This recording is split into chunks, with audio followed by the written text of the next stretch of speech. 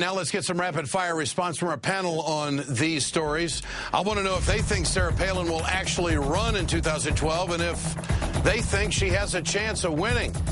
And a new video has surfaced showing Rand Paul in 2009 comparing President Obama and the health care law to Hitler's rise to power.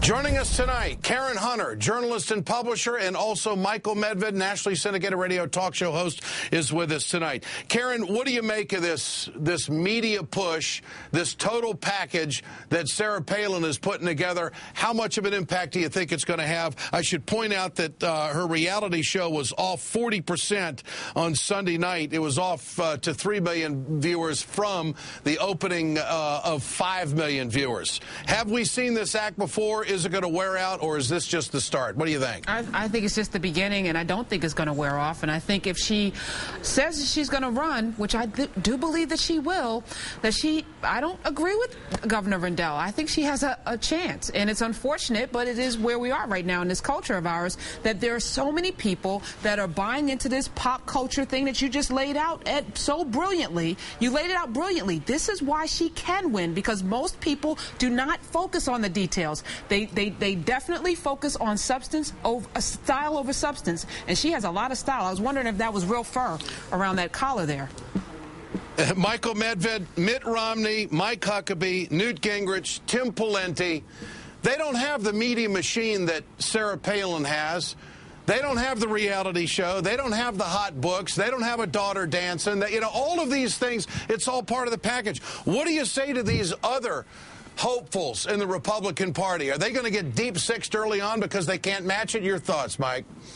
Well, it's all too early to handicap the whole thing. The one thing I think you have to understand why it is that Sarah Palin connects so much with the American people.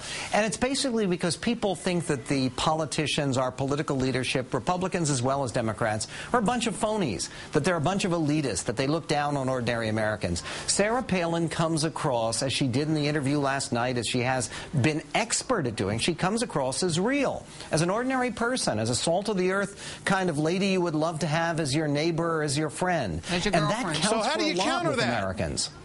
So how does do you Mitt counter Romney, that? Yeah. Well, you counter that by talking about what just happened in the Korean Peninsula. Look, I think that the most effective ad for Hillary Clinton in the campaign against Barack Obama was, who do you want answering the phone at 3 a.m. in the morning? There are a lot of us out there. I wish there had been someone else answering the phone other than Barack Obama. I'm not sure that Americans are going to want Sarah Palin answering that phone at 3 a.m. That's exactly what no one's saying. Barack Obama, a one-term senator, actually beat Hillary Clinton for the nomination. Yep. It can happen again, and I think we'll be burying our heads in the sand if we don't. Mike, what you just said was very powerful. She resonates with men who think that she's hot, right? And it's the kind of woman who's not going to emasculate them. It's the kind of woman they really, can relate to. Women, she's raising, a handicapped child. She has another daughter with a kid out of wedlock. Oh, yeah, she has a son that just came back from Iraq who's in the military serving the country. She is, for many Americans, just like us. Not to borrow a phrase from Christine O'Donnell. A regular person and a real person. And this is one thing that I think people don't get. The reason that Sarah Palin seems so fresh is because she, and this is true, this came across in that New York Times article, a glowing New York Times magazine piece about Sarah Palin. She's not somebody who's been all processed and remade and image manufactured. Her main advisor is her husband, Todd, the first dude. What you see with Sarah Palin is what you get. And a lot of Americans like that down-home, down-to-earth, honest, real perspective that she is offering. And it's the thing that kept George Bush in the office. We elected him, well, maybe once, for sure. Well, I want to point out that, it is huge news what's happening in North Korea and South Korea.